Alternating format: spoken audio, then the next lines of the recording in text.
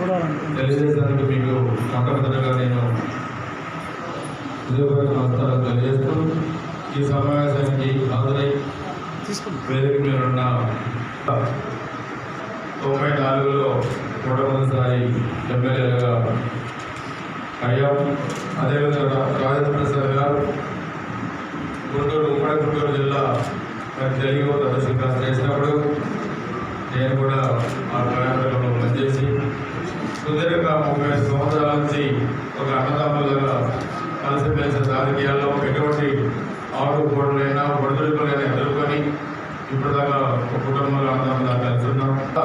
మన మధ్యకి ఈరోజు అభ్యర్థిగా వచ్చారు కాబట్టి మనందరం కూడా ఈ ఎన్నికల్లో మన గుజరాత్ నియోజకవర్గాల్లో మనకున్న అన్ని ఓట్లను కూడా పరిగణలో తీసుకొని మనందరం కూడా భారీ మెజార్టీతోని మనం గెలిపించాల్సిన అవసరం ఉంది.